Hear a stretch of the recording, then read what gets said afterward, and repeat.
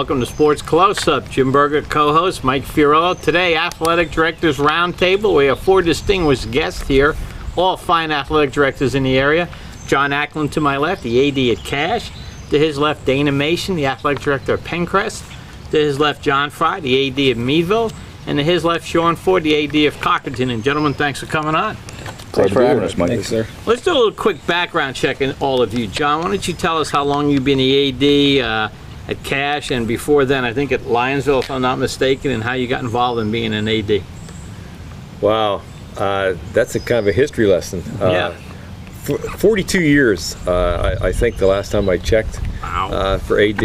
I started teaching in '66 and coaching at Lionsville in 1971, became AD. So I was AD straight through until I was retired from teaching in 2002, and then stayed on for 9 more years. And then I was left the AD after that, and that's when they became Cache. And I was out for 2 years, and I came back. 2.5 years I was out and came back then. I can tell you must love it. Came back after so many years, and that's a great thing. Dana, how'd you get involved to be the AD at PENNCREST? Well, this is my 3rd year at PENNCREST, and I was the assistant principal at one of the 3 buildings when the district decided they wanted there to be one athletic director, and they wanted the successful candidate to have principal experience in leading a building. So I applied. I'd coached for 27 seasons between Meadville and Cambridge Springs, and loved coaching and loved working with the kids, and thought an opportunity to go back to what brought me into education. John? Well, I just finished up my 4th year as the AD. It wasn't much of a story. Mr. Heller brought me in one day and said, "Hey, I think you're the assistant principal at the middle school. It's you're done a little early in the school year. Maybe you need to extend your work hours a little bit more." So he asked if I was interested in doing it, and I was. So that's how we got started off in athletics. Shawn? I started in 2001 as a Dean of Students, Athletic Director. Actually, John Acklin and Bill Balzette were my mentors. Oh, okay. So this is what, it's about 15, 16 years now. Wow. Doing it. So, and now I'm also an elementary principal and the athletic director. So you guys obviously bring a lot of talent in different areas, and one of the things affecting the state of Pennsylvania right now, gentlemen, is the budget process. On the state level, local levels are dealing with budget process. Explain to us the budget process in AD. You're in charge of the entire athletic program, John, at Cache. How does your budget process work? How does each coach decide how much money they get to spend? We don't. There's 2 ways that you could do that. You could either have a pie and say this is what there is, and we're going to divide it up, and you can go with major sports, minor sports, or whatever, and you could go that route at Cache, and formerly at Lionsville and so forth, Conneaut school districts as a whole. We've not done it that way. We've done it in a situation where we've always allowed the coaches to tell us what they feel that they need. And fortunately, I've always had coaches that were very respectful of that and did not try to overspend or whatever. So basically, every November, I ask them to submit to me a budget. And then I take that budget, and then I work that up and see what it comes up to as a total. Then I take it out and I bid it early in the following year then. And then lately, then we go before the board people, the actual budget people of the board, and they decide whether they're going to make any cuts or not to what that is. But so that's the way our process works. So basically, our coaches get what they request, and so that falls within the budget lines. I do have a strict 5-year policy on uniforms, so everybody rotates, and so because football you do a home in 1 year and away the next year, and because that's a very large item within your budget, so we try to get the other sports into the other odd years during those 5 years, and that's how the process works then around that way, so that we can kind of equalize the whole process out, because your clothing is your most expensive part of athletics. First year, it became Cache when all 3 schools of Conneaut merged. You want a different color scheme, different mascot. I guess the board knew then all teams were going to have to get uniforms and so forth, correct? That is correct, and that is the time when I was not there, and what I've tried to do then since then, because that's difficult, because they did all start out and they spent, of course, a huge amount of money, because everybody had to change over and with new colors and scheme and everything else with the uniforms.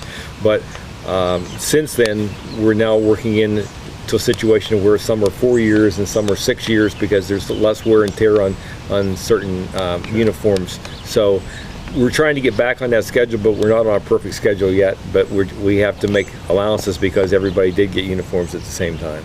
Dan, you stepped into a process at PENNCREST, and you have 3 different schools with different teams. How do you do your budgets? Basically, it's very similar to the way Cash does theirs. We have a bid system. In the winter, before the end of the school year, before the end of the calendar year, the coaches all give me a list of the items that they want, and I ask them to break it down into want and need. I need these things, I would like these things. So we start with that, and then we have a bid process where all the items that we've asked for, whether it be want or needs, gets bid on by several vendors. And it comes back, and I submit a likely budget to the board based on wants and needs, and we also have a 5-year rotation for cloth and equipment, and try real hard to keep all 3 schools on a relatively even keel in terms of what they get outside of the cloth rotation. So typically, you know, this year one of the programs, possibly 2, is going to get new cloth, while the same program, another school will not, but their time is coming around. John? Our program or our process is basically the same as what these 2 school districts do. November is the starting time for the budgets. Coaches submit what they feel they need to have to supplement their programs, and it all gets sent back into the district. The district ultimately has the say in what will and what will not be purchased for the athletic teams. Shawn? It's the same as John. We pretty much follow the same procedures because we're the same district. You guys on a time frame as far as new uniforms for teams? We have a rotation. I have a 5-year rotation I keep in my office down there. We try to. I think one year we had to make some cuts and we got out of that rotation, so we're trying, like John said, it's not a perfect system, but we try to maintain that. And sometimes the National Federation will come up with uniform changes that then all of a sudden you have to maybe get out of sync because you have to comply to the new regulations. I was going to ask that with uniforms. I know at the college level, kind of goes through, you know, AD has to approve them, coaches have to approve them, you're run by the players. What's the process for getting everything designed like that? For the actual design process, what we usually do is have the coach and myself sit down with the vendors will come in, submit to us. Now they have online where you can actually design online, so you can get your different things. Coach will look at it, take that to the principal. So it's usually a coach, athletic director, principal decision at Cochranton.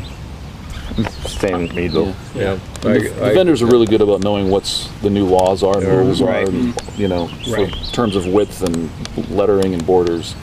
And as he mentioned, like Under Armour and many of the companies now too, they have your build your uniform online, and so we look at that and we say, well, come back with another mock-up.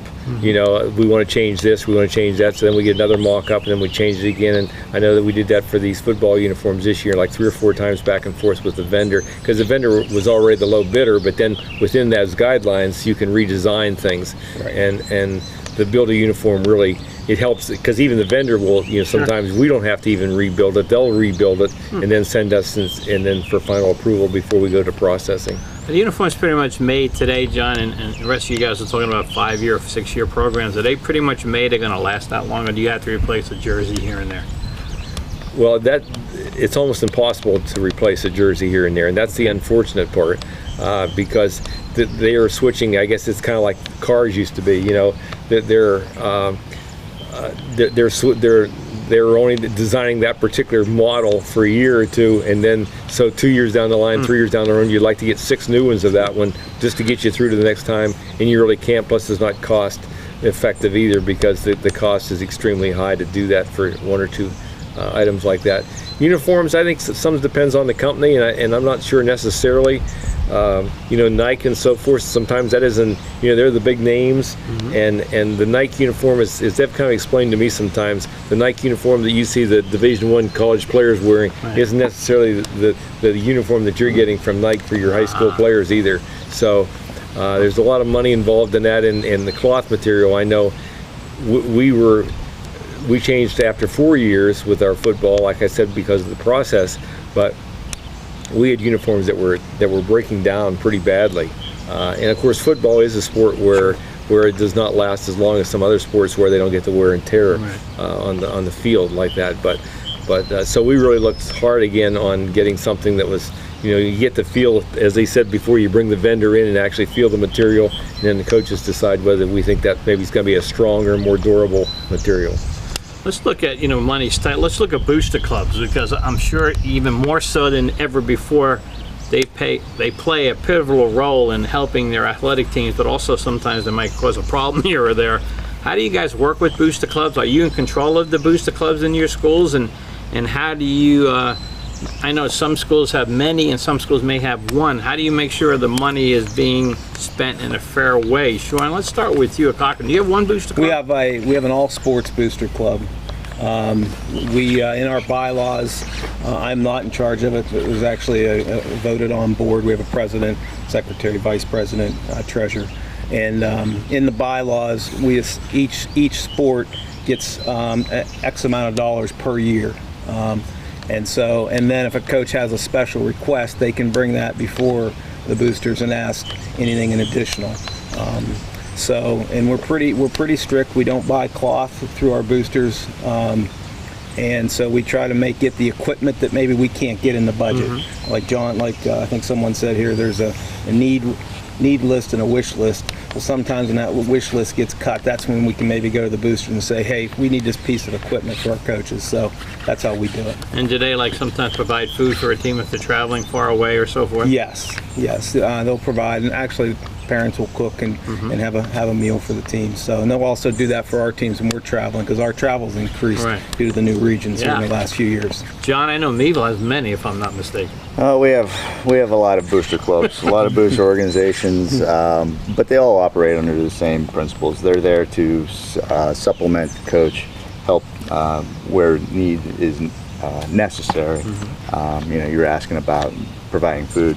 We have several organizations, booster clubs, that will have meals ready for the kids, especially if they're going on away trips, and then they'll also have meals provided for them on their way back, because sometimes they're leaving right after school. They don't have an opportunity to get anything into their system, and then they're coming home late, after some away games. And like Shawn said, travel, we go out to Du Bois for games. Bradford, those are hauls. So they're coming back at, they're loading the bus up at 10 o'clock at night, 10:30. By the time they get back, they're hungry athletes. So the booster clubs have been there to help provide food and some other necessary resources for our teams. And I know during football camp, if I'm not mistaken, John, they feed the kids at the middle school, right? They give them in between sessions. Yeah, for the, I can't tell you how many years. They get a group of volunteers. They come in, they set up a great spread for the players. They come in after camp for their afternoon session. They grab a good meal, and then they have a little bit of a rest time in the gymnasium. But one of the big things that the boosters have really done a nice job on is trying to get good nutritious foods into our athletes, instead of just candy bars and pizzas and things like that. They really try to feed them a good balanced meal. Dana, and again, 3 different schools. You have a lot of different booster clubs, or does each school have one? It's different across each building. There's one of the buildings has the booster club for all the female sports. There's one booster club, and then the rest of the schools are pretty much independent, team by team, booster club per booster club. PENNCREST doesn't have any kind of rules or regulations or policies. They don't govern the boosters at all. Is that something you're going to look into down the road, or is that something you're not worried about at this point? I don't think it's anything we're worried about right now. They all tend to do a really good job of supporting their program and being in touch with the coach. And the coach is expected to go to the booster club meetings and be a part of it. And like John and said that they've done a great job of supporting the team, food-wise, event-wise, nutritious food for teams and camps and programs. John, Conneaut, you have one booster club now? We do. We've always had for probably 3 or 4 decades. We've had all sports boosters, and they take requests every month from teams. There again, like others have mentioned, you always try to purchase things.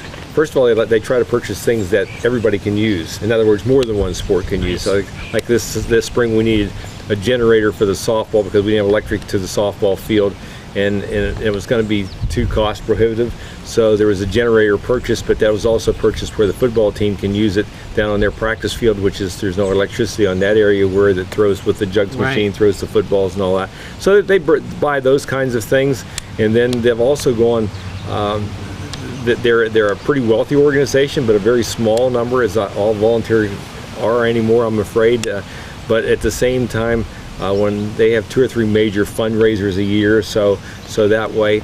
And the way ours is that each sport has their own monies within the umbrella of the boosters. Okay. It's not, in other words, they're just the means by which they turn the money in and are able to write checks out of. And then the boosters have their own money that's separate. But a big thing that they did now for the last 2 years is that they allow each sport up to $1,000 for like summer camps. They go to team camps and things like that. So they allot each sport $1,000 to go toward that.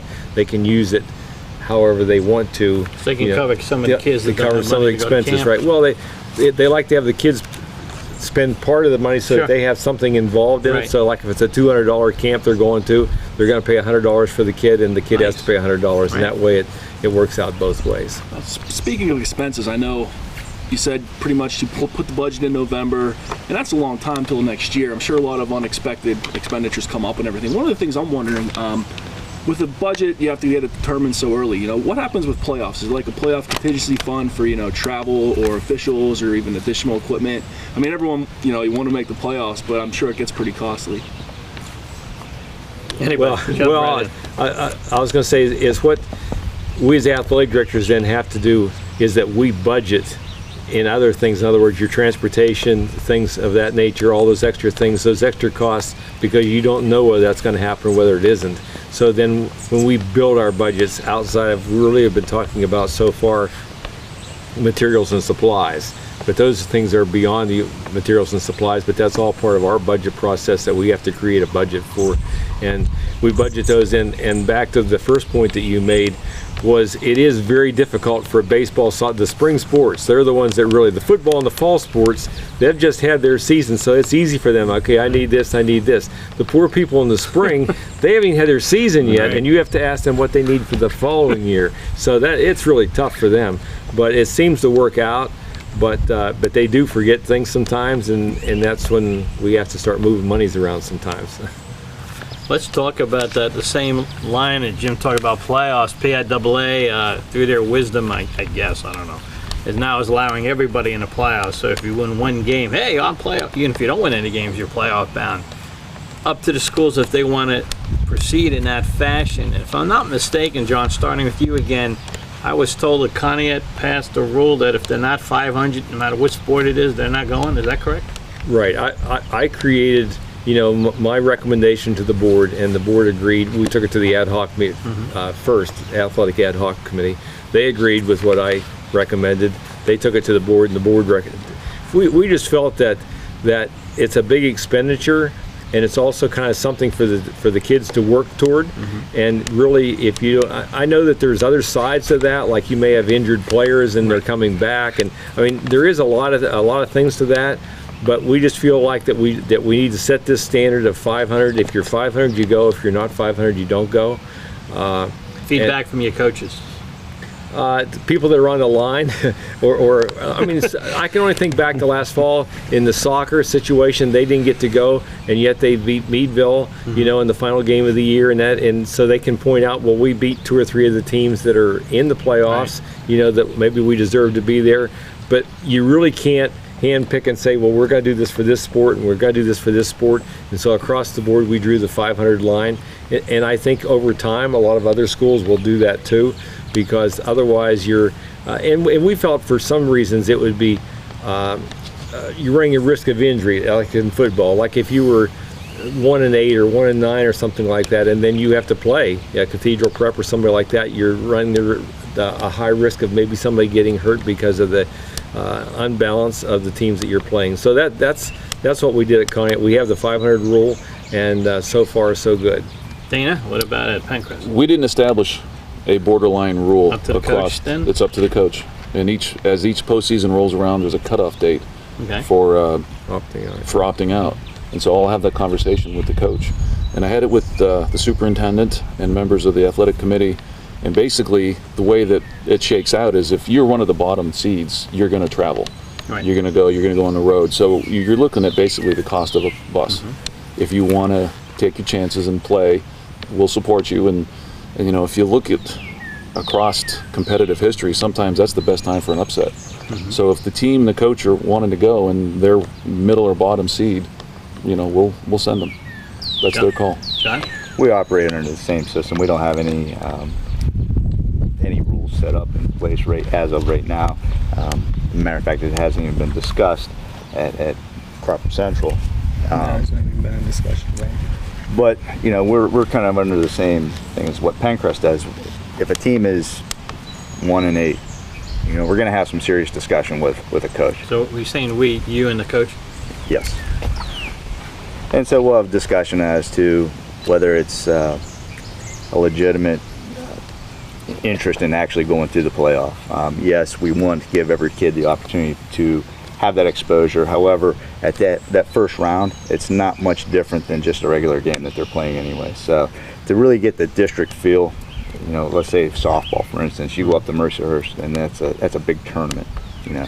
But the first round of 16, it's just a regular game, so it's not really like a district feel, huge tournament atmosphere that you're actually providing for the athletes. Shawn, same thing? Well, this whole thing came out of the athletic director, which I did not agree with all my colleagues in District 10 on. So the ADs voted on that. The ADs, there was a lot of, Wow. if you go back, there's been a lot of controversy in picking teams. And there's always that one or two teams, especially in certain sports, that was left out of the tournament with a good record at times. So that became a yearly adventure of who was going to get picked. So that's where it came from. I always said if you're not first or second in your region, you don't have a good record, you don't need to go. So we do the same as these guys. We have a conversation about it, and then we'll make a decision. What do you think about that whole thing that I see now? Football, if I'm not mistaken, moves up their games a week. So now actually the Crawford County Fair is the opening Friday night of football in this area too. And then people are playing 9 games. I know Meadville has a 10th game schedule, but that's in flux. If they're in the playoffs, probably won't happen. Do you think it's a good thing the PIAA is going, everybody's in the playoffs? Shawn, I gather you're saying no because you kind of pushed to where at least be 500. Well, what Shawn indicated was exactly correct. There was always a team that was always and a community that supported. You know, this team, our league is tougher than their league, and our guy got left out, and we beat them by 30 points or whatever the case might be, and so District 10 finally decided, you know what, if we have an open tournament, we don't get rid of, we get rid of this whole situation, everybody gets a chance and so forth. Back to your question about the football, PIAA moved that up because they played the finals last week on Christmas week. Right. And that's ridiculous to be playing football. You start, basically in beginning of August, and Christmas week is when you're playing the state championship. And so they tried to to bring that down, and because depending on which classification you were in, some have a 10-game schedule, some have a 9-game schedule. We have a 9-game schedule, John and I, because our playoffs now, where before the way that the playoff was set up, we only had to play 1 game, and then we were into basically the quarterfinals or whatever. Now the PIAA changed that for this particular cycle. So now we have to have a couple playoff games before you get to the same point. Well, the only way you can do that is to back down the schedule into the 10 game. So that's how we have the 9 game now, because that 10th play date now will be the first game of the playoffs. And will the playoffs guys with the highest seed host the playoffs? Not in football. Not in football. It's a neutral site. Only in games of 16, in rounds of 16, does the home team. Which that was something that we pushed for, and I thought was a great idea, because colleges have been doing it forever, and I just think it's a good idea, because then you get, the team, let's face it, the 16 seeds probably not going to bring anybody, right? But on the other hand, you're going to have, and if you went on a neutral site, you know, the District 10 is probably going to not make any money either, and because of the expenses involved. But if you have the home school, you get the home crowd. And when we were surprised last fall, I thought, you know, we hosted in volleyball, and I thought we'd probably lose money because they also allowed the home school to either make money if they made money or lost money if they lost money. That was a good thing, I thought, for District 10 to do. But we ended up making money on a 16 seed game. Nice. So it was a good situation for everybody. So it worked out better than I think they thought it would. Does that, I know the open playoff format, that's a District 10 specific, I believe. Correct. Right? Correct. So now is the sites, like you said, the 116 game or the first round game, is that a District 10 rule as well, or is that more PIA wide? So you still, like for football and everything, for the home, you get a home game first, then you go to neutral sites. Is that a statewide or is that a district? It's all district. It's District 10. Yeah, Playing District football is 10. neutral no matter what round, correct? Yeah, Oh, that's right. Right. Still a district decision until you get into the state playoffs. Okay. And why is football neutral site? Is that what the ADs voted on? Or? No, there was no vote on that, but just because there was, I guess because we didn't have a round of 16 or whatever is why, that's when they created the guidelines for playoffs, that's what they did. And So it's not because Cache doesn't have turf. And, well, I was going to say, That's just what people told me. it is mandatory that all playoff games are played on turf. Okay. It is mandatory. So there again, if you in most of the Class A's and AA schools would not have turf. Right. So their playoff games are all on turf too, which because now you're talking October, November. Right. November basically, and so the weather conditions play a big factor in that. Let's talk about another issue that comes up periodically, and I know Cochranton's got this a few times. I think Meadville's got it a few times. I'm sure PENNCREST, Conneaut's got it too. Control of fans, and I see that the PIAA came out with a banner that you put up in your building now, fans being respectful, and I know each school has their PA announcer to talk about how to act towards officials and so forth. What do you guys do to make sure fans are under control? John, let's start with you. What do you do to make sure? I know last year we had a little powder in the air. Meadville came up there. So tell us about that. Well, you know, that's really, I mean, that's always been a situation where the local administration at the home school, you know, the athletic director, principal, and so forth, you know, have always been in control of the local crowd. I don't think anything's changed, and I'm not sure the announcement makes any difference either, but I think a lot has to do with the overall atmosphere that you have with your athletic director and principal as far as the crowd control. I know when we went to Meadville, we did have the incident out in Lionsville when MASH came and so forth, and so we spent about 3 or 4 days on the loudspeaker before we went into MASH because we were not going to, you know, allow our kids to be in a situation of what had happened at our school. So I think that being proactive and that is a lot. The only one of these new rules that I personally disagree with, and I seem to be one of not many, is PIAA came out with this big rule now about nobody rushing the floor. Right. And I really disagree with that from the standpoint of that's never been a problem. I mean, it's not like Is that new coming into this year? No, it was new this last year. Ah. And as an example, like when we played Cathedral Prep and won the football game, I mean, everybody runs onto the football field, and you know they're not there to harm the other kid. They're not there to taunt the other team. They're there to celebrate their own kids. When Meadville, you know, wins, their kids run out onto the floor to congratulate How are the you players. supposed to control that? Being the AD, I say personally, you can't control it. Right. But I keep my mouth shut at District 10 because the people at District 10 really feel that's the responsibility of the home school and that you got to do it. We don't have enough security to do something like that. Say you'd have to hire a ton of security people for every sport. You can't do that. What's the punishment? Yeah, good question. Well, It depends to the severity. I mean, if a fan gets to, you have security there.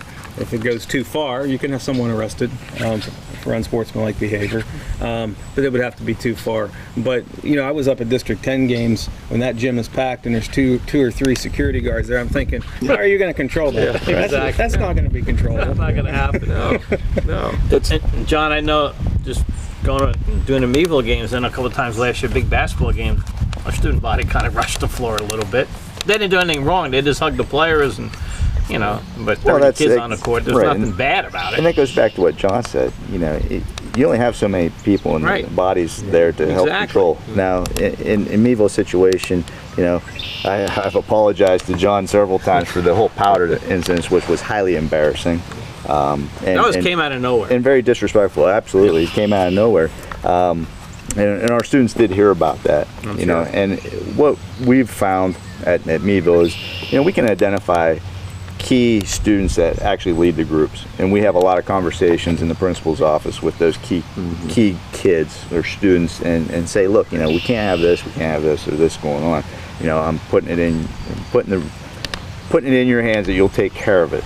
And along with the other announcements that Shawn said, you were talking about just during games. You can feel if the tension's starting to build up and kids are going to start going, so we can kind of get the security over to where our student bodies are. And for the most part, our kids are great and they do listen. However, if it's a heated game and it's a great win, you know what? 4 or 5 people standing in front of 200 students really is not going to be very effective. Right. The other thing too is between MASH and Cash now, that's developed into a big rivalry in a lot of sports now, which is a great thing. You knew that was going to happen eventually, being in proximity of the kids knowing each other and so forth. That is a great thing. And I've been to a lot of athletic events between both schools and many different sports, and I think the fans on both sides have conducted themselves pretty well on the whole. Would you agree, John? Yeah, I agree. You have to remember, those kids actually go to school with each other. That's right. They go to Votech. Because they go to Votech, and yes. we have a lot of Votech kids. That's right. And so they literally are playing. They've got classmates that they're. So yeah, nobody has done, to the best of my knowledge, has done anything. I mean, like in the old days, rivalry schools sometimes would end up painting something or other, or doing some crazy stuff like that. And we haven't had any of that, thank goodness. So the Army Navy, they still steal the mascot from the other schools. I know it's in the academies.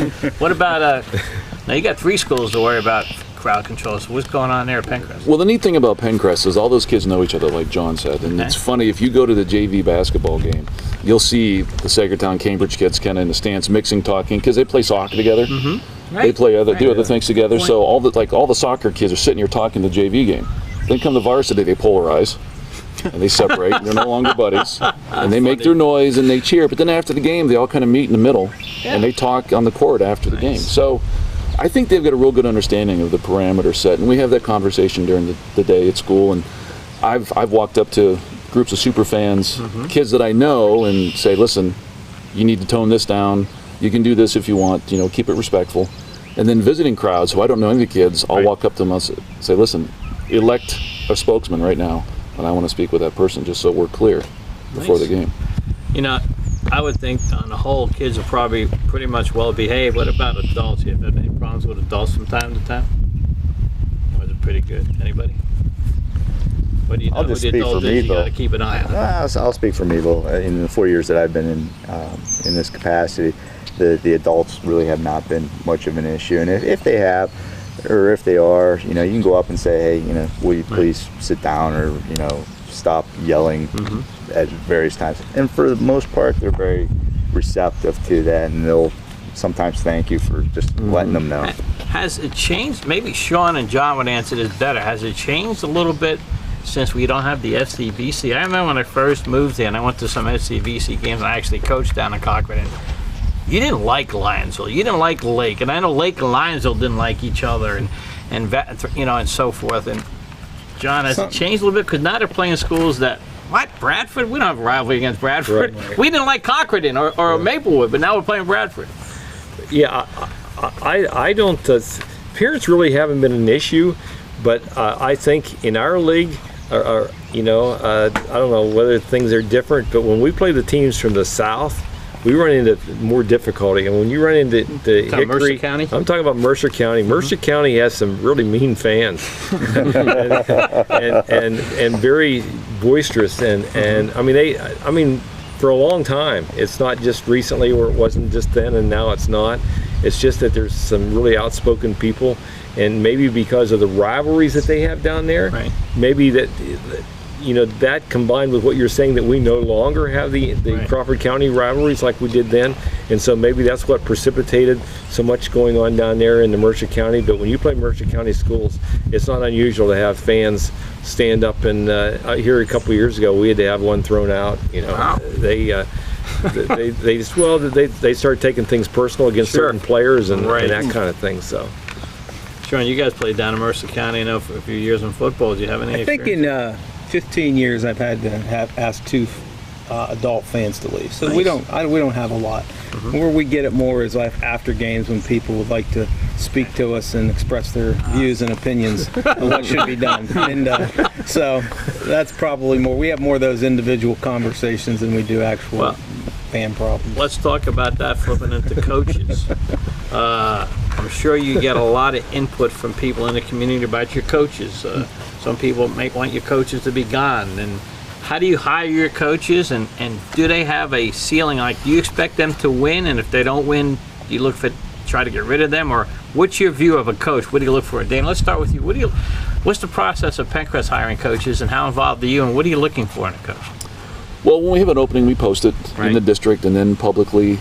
We're looking for hopefully 3, 4, or 5 applicants. And then when we interview them, we're looking for somebody who's clearly got experience at that level, maybe the next level, and then a role model. Somebody who's going to teach the kids what it's like to be a good athlete and a So productive. is that more important than winning? Oh, yeah. Okay. Yeah, if you take care of the little things, like morale and expect them to be good people both on the court and off, then bigger things like winning, they'll happen. Are parents involved at all in the hiring process of coaches? No, at they're PENNCREST? not. John Frye. We do the same process. We put it out, bring in some applications. We look through them. We want the same thing. We want a person with the most experience, and also a coach of character. Because, like you were saying, or like Danny was saying, you put the small things in place. Winning will happen on its own. I'll just use our boys basketball team as a prime example. We had a great hire with Coach McElhaney.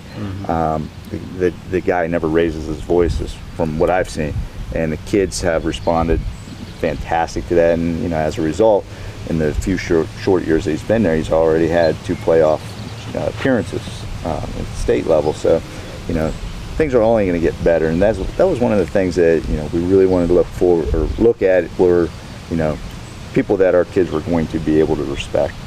He's done a remarkable job in that aspect. In fact, he has the kids over, if I'm not mistaken, on Sundays during the season. His wife cooks dinner for all the kids before they watch film, which is pretty interesting.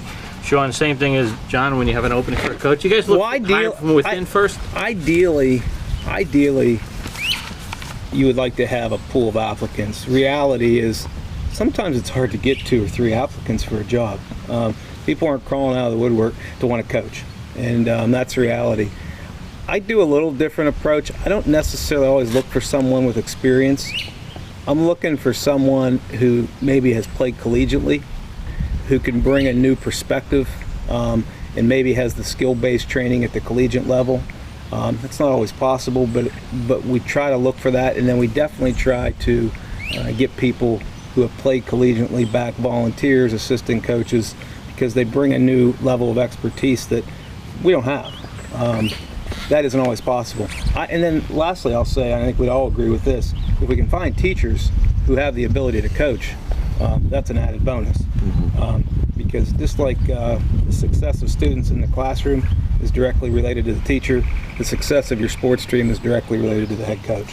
Now, you have a great program down at Cochranton for many years, girls softball, and you had an opening, and did the person that took over, was that a person, I know has had a lot of experience in that program, that kind of just like was a logical choice? The most recent one? Yeah. With Mr. DuPont? Yeah. Yes. Yes, it was a logical choice, and just kept continuity going Right. there. So hired it. We have a young assistant who's Yeah. a teacher, so long range plans. We try to mold those younger students. And I know Mr. DuPont's been involved one way or another in softball down there for at least 30 plus years. He does a nice job. He does. He has the kids pitching inside all winter and all everything. winter. Yes. John, what about you when you have an opening now? Now that you have one school, what's your process going to be? Well, the first thing, and Shawn just mentioned it, you always look for somebody in-house if possible, because they see the kids all the time. They know the kids. They can encourage kids. They can help. It helps to get more kids to come out for teams. You get better competition and that kind of thing. But and I think many times people would ask, why was Linesville so successful for all those years? But we had, our football coach was 30 plus years, the girls basketball coach was 30 plus years, and I was there for, forever as well.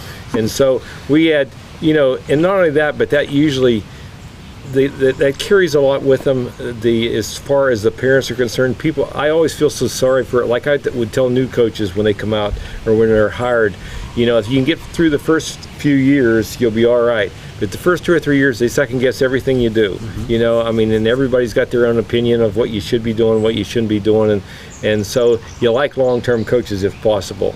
But back to how tough it is. We're lucky, just like they're saying, we're lucky if we can get 2 or 3 applicants for any position, because 2 things have to come into play.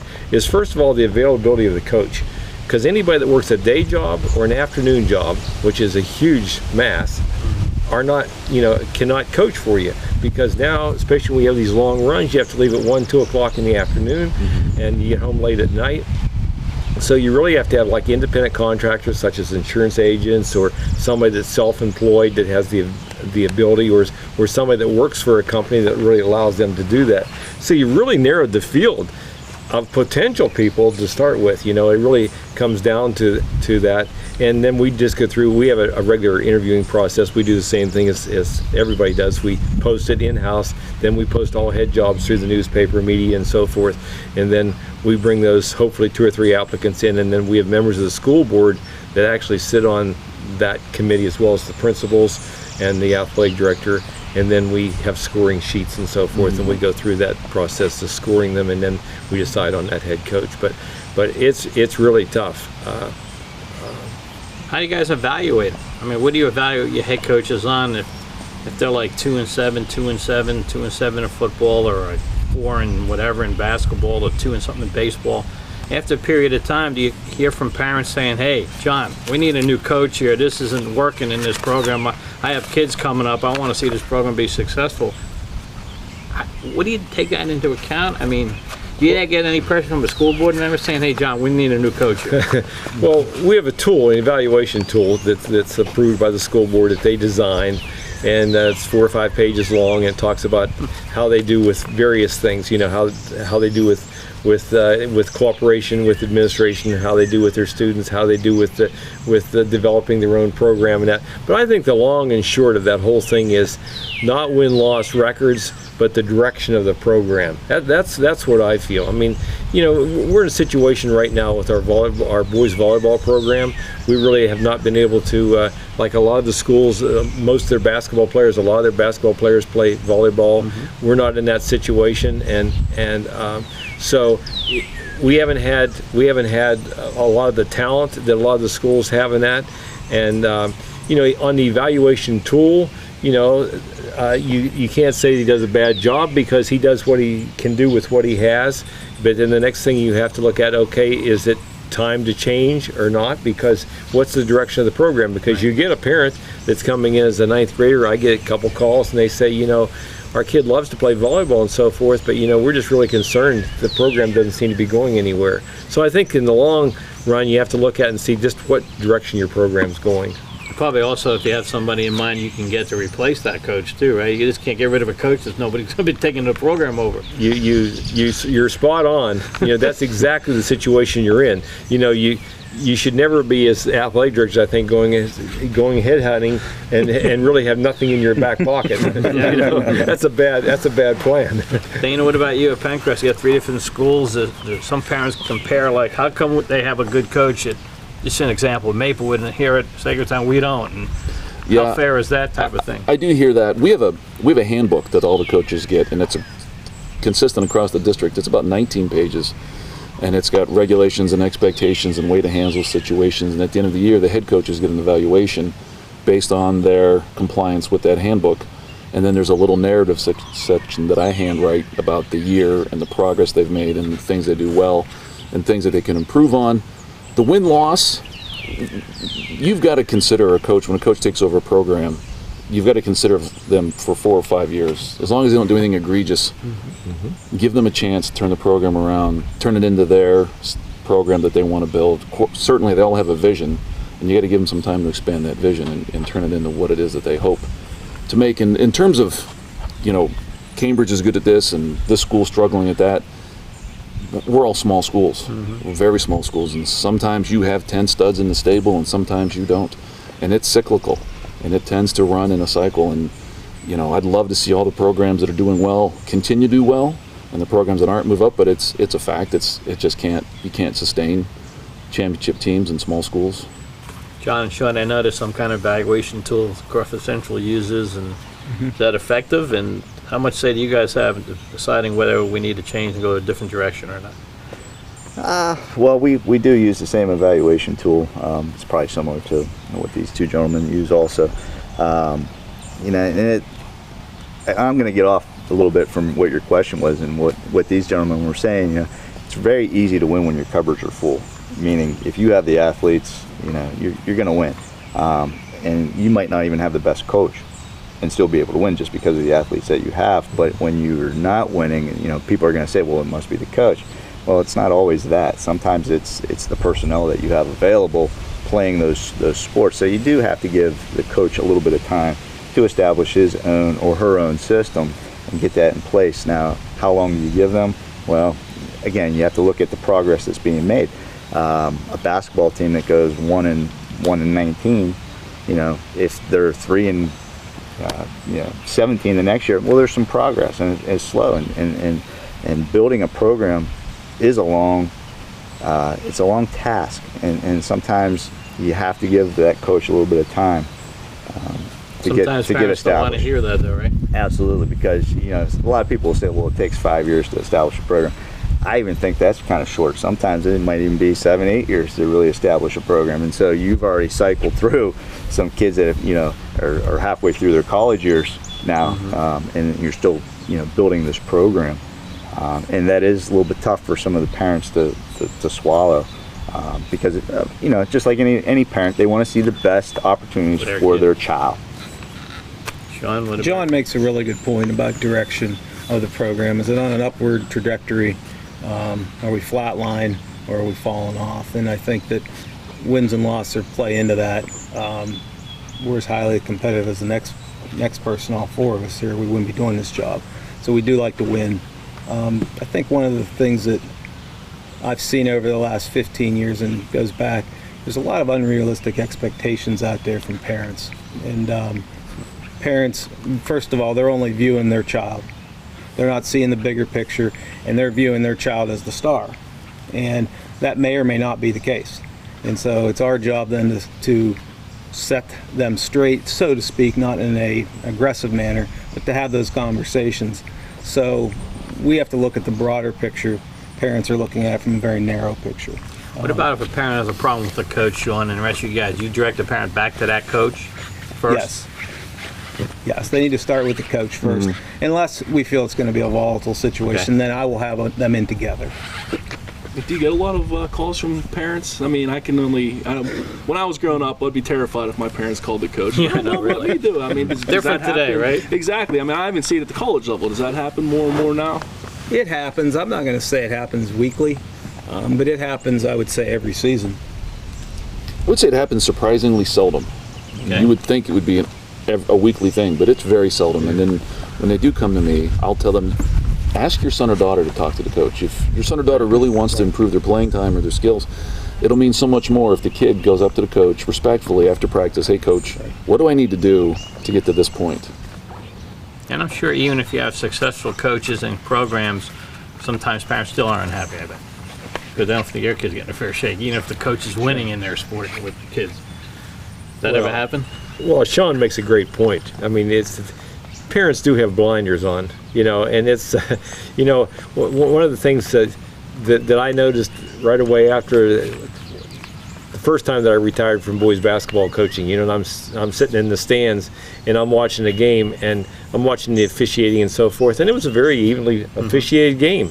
And a parent, I'll never forget, a parent came up to me and he says, "That's the worst officiating game I've ever seen in my life." You know, it's just like, are you kidding me? I mean, the officiating was fine, you know. And oftentimes too, like in a basketball game, they'll look at the number of fouls called. It doesn't mean anything. I mean, you watch the championship game with the Cavs, you know, and if one team's shooting from the outside all night long, they're not going to get fouls from the inside. Right. And the other That's team's right. inside all night, they're going to get all kinds of fouls called. So really, the number of fouls called in a game don't mean anything, but yet parents will go like, well, I mean, I've seen coaches, they'll go, look at the scoreboard. Right. Look at it, you know, 7-0, Right. you know? So Sometimes that happens. it's just the way it is. Jim and I did a show with the sports medicine program from Meadville Medical Center. That has changed a lot as far as the ADs and coaches to the better. How great of a role has that been? Shawn, let's start at your end first. Been a tremendous partnership. What Meadville Medical Center has done for athletes in this area is just tremendous.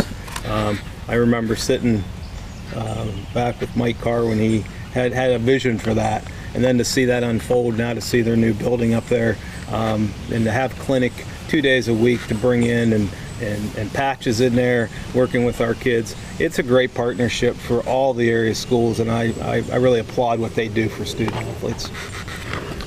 We're lucky. A lot of districts and counties don't have anything like what Crawford County has. Within District 10, you can travel to another county, and they don't even have an ambulance or trainer at a football field. And it's not a requirement by PEAA. It's a recommendation, but it's not a requirement. And our kids benefit greatly from the Meadville Medical Center and all the trainers that they send. They'll travel with us to postseason games away, and they'll sit on our bench, and they know the kids inside out. They know the parents, so it's not a Which takes it away from the coach. I remember when I was coaching football, and Shawn played for me, they'd come off and I'd say, I'm a little banged up. What day is it?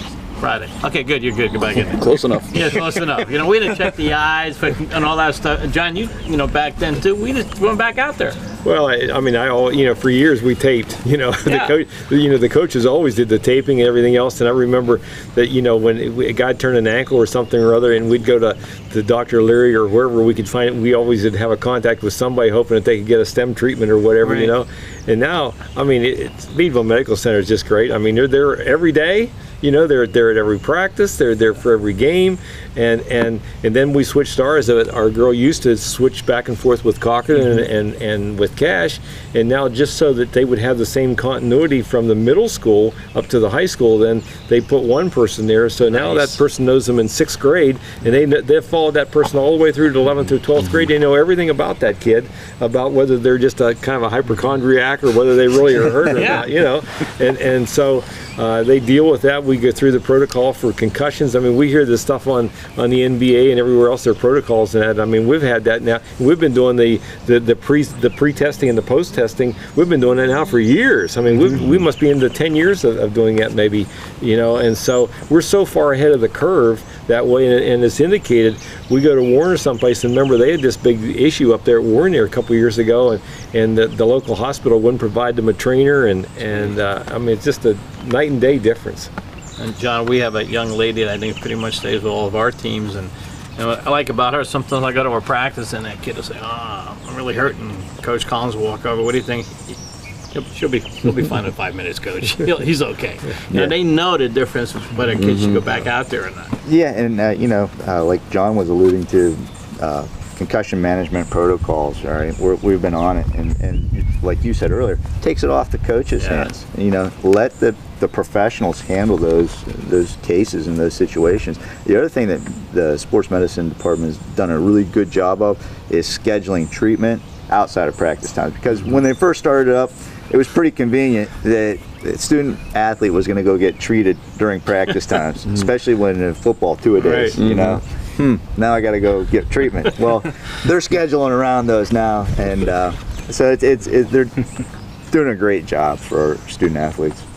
We have a few minutes left. I want to ask all of you, greatest satisfaction that your job gives you right now, John. In many years you've done this, what's the greatest satisfaction for you as an AD? Well, I'm old, and so for me, it keeps me young because I feel the atmosphere. All of us have been in sports all of our lives, and so to see kids accomplish something, to work for something, and then to see the end result of hard work, what it does for you, and see it takes away the pain of losses when you have the great victories, and that's still, I think, as long as you have that in your heart as an athletic director, you thrive to see the kids go out there and play every day, and so you don't want to give that up, because to me, giving that up would just kind of be going out and fading away, and I don't want to do that. So. And a real quick question to you, is there any talk about maybe someday, and the same with you, Dana, same question, jump in here, of the Conneaut kids or PENNCREST kids, maybe they are, can they run track for Meadville?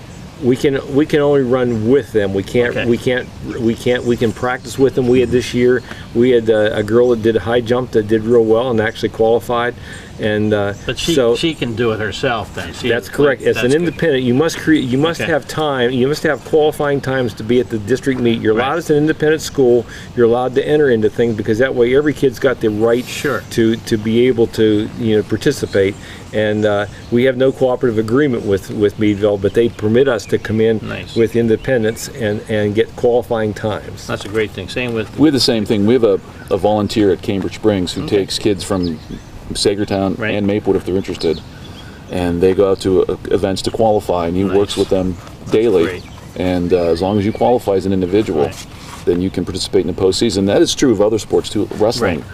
If your school doesn't have a wrestling team, you can still do the same you can thing. qualify Just for the about. section tournament. Don't you have a swimmer as well? Somebody's got a I swimmer, think don't we they? co-op with Meadville for swimming. Oh, you Yeah, it's a we do the full co-op. co-op. Yeah. Okay. Now, Dana, real quick, gives you satisfaction about your job here? Working with the athletes. When I first started out in education, I was a teacher and a coach, and I absolutely adored the relationship that I built with those athletes. And it's brought that relationship back for kids in all three schools. I get to talk to those kids in the hallway. We talk before practice, after practice. You know, I've spoken to the kids after a game in the locker room if I had something I wanted to say and congratulatory. It's been a great experience to get back with that group of people again and work with them one-on-one. John? I really like working with everybody, the coaches, the student athletes. But probably the number one thing is the competition. I love setting up, I love watching, and then I love tearing down all the games throughout the week and on the weekends. But just the competition. I love to watch the kids compete and seeing what they get out of it. Shawn?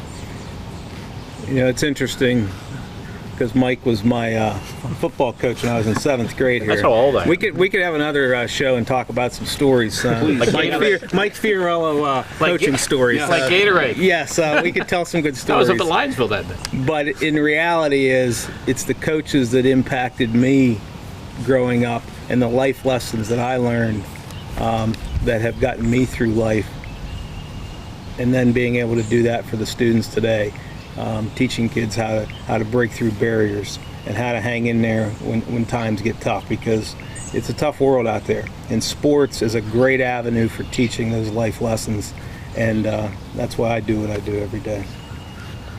Oh, Jim, anything you want to add? That's just been fascinating. I've been quiet. I've been listening to everything myself. I'll tell you. Very interesting. We're lucky in this area to have 4 distinguished gentlemen to lead our athletic programs on. We really are high caliber people. So John, Dana, John, and Shawn, thanks for coming on.